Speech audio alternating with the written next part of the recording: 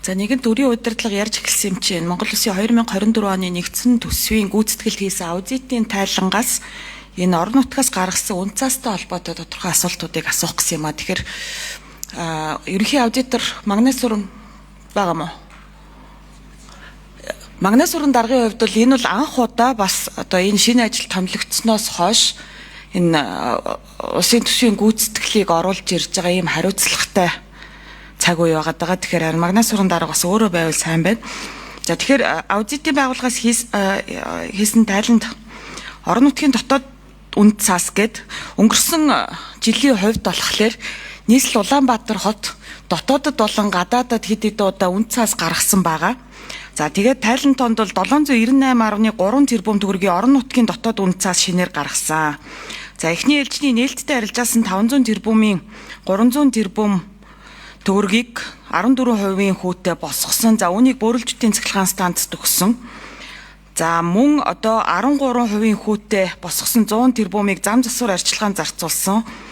12% үүтэй 100 тэрбум төгрөгийн бондыг бас мөн зам засвар арчилгаанд зарцуулсан. За мөн дээрэс нь ахаад нэмэлтээр 300 орчим тэрбум төгрөгийн бонд босгосон. Нийлбэр дүнгээрээ хүүгийн төлбөрт 33.4 тэрбум төгрөг төлсөн гэж байна. За тэгээд дотоодын зах зээлээс 1.5 жилийн богино хугацааны арилжааны нөхцөлтэй 13 хүртэлх хувийн хүүтэй үн цаас гаргаж зам засвар арчилгаа батарей урамтлуурын станц барих төсөл арга хэмжээг санхүүжүүлэхээр төлөвлөсөн өрийн удирдлагын тухай хуулийн 6 дугаар зүйлийн 6-гийн 4-ийн 3, 6-гийн 4-ийн 4 дахь заалтуудтай нийцээгүй үр үүсгэж бий болгосон хөрөнгийг үр ашигтай захиран зарцуулах зарчмыг алдагдуулсан гэж аудитын байгууллага дүгнжээ. За тэгээ өнгөрсөн 100 хийгдсэн зам засварын асуудлууд бол нэлээд иргэдийн шүүмжлэлийг дагуулсан.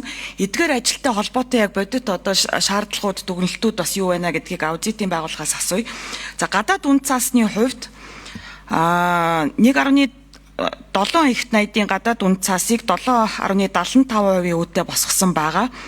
За үүнийг бол одоо self deed төслийг санхүүжүүлнэ гэж анх оруулж ирсэн.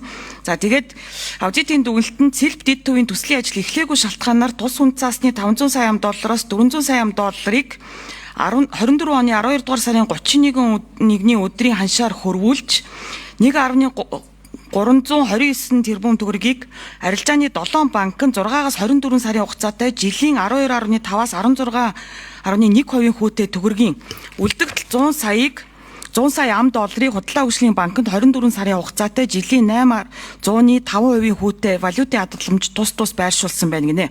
За тэгээд айгүй ноцтой дүгнэлт. Хурал дарлагчаа дахиад 1 минутаа нэмээд авчдаггүй. За 1 минутаа нэмээд. За нэгэнт энэ бондын валютаар хожигдсон бондын мөнгө зарцуулагдаагүйгаас энд нэг айгүй ноцтой дүгнэлт байна л да. Жилийн эцэст арилжааны банкнуудад байршуулсан хадгаламжийн хүүгээс 11.6 тэрбум төгрөгийн хүүгийн авлага бүртгэсэн боловч тус үнэт цаасны хуримтлагдсан хүү 14.7 тэрбум төгрөг, ханшийн зөрүүгээр 2.6 тэрбум төгрөгийн алдагдал хүлээж тус бондын их үүсрийг ашиглаагүй нийт 5.7 тэрбум төгрөгийн алдагдлалд орсон байна.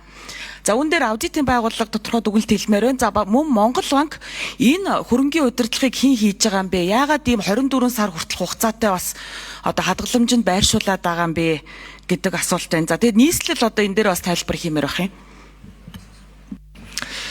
За байнгын орнуудын хуралд авахцаад Магнас Сүрэн дарга өөр байнгын ороонд орсон байгаа. Энэ оронд нь хариулах хүнийг үлдээ гэж чөлөө авсан байгаа. За Монгол банкнаас өнөөдөр яг энэ хилцэж байгаа асуудал нь яг энэ шууд Монгол банкны хариуцах хариулах асуудал биш учраас өнөөдөр эрэг байгаа юм байна. За Магнас Сүрэн дарга аудитаас хэн хариулт өгөх вэ? 7 номер микрофоныг өгье. За жаргалан гишүүний асуултанд хариулъя. Үндэсний аудитын газар Наран Чимэг. За бид Монгол Улсын нэгдсэн төсвийн гүйцэтгэлийн тайланд орон нутгийн энэ бонд гадаад зээлтэй холбоотой асуудлыг бол сая гишүүний уйснаар бид дүгнээд гаргацсан. За тайланда одоо энэ зээлийн ашиглалт зээлээр санхүүжиж байгаа төсөл хөтөлбөрийн мөнгө урсгалыг бодиттой төлөвлөлт зөв ашиглаж байгаа талаар одоо зөвлөмжийг бол сангийн сайд болон холбогдох төсвийн ерөнхийлөнд захирагч нарт дүгнэлтээ өгöd аудитын тайланд тусгацсан байгаа. За нийслэлд хэрэгжиж байгаа зам та холбоотой бусад асуудлаар бол манай нийслэл дэх төрийн аудитын газар гүйцэтгэлийн аудит хийж байгаа. За энэ тайлан холбогдох байнгын хороонд нь тайлан гараад усны дараа хөргүүлнэ.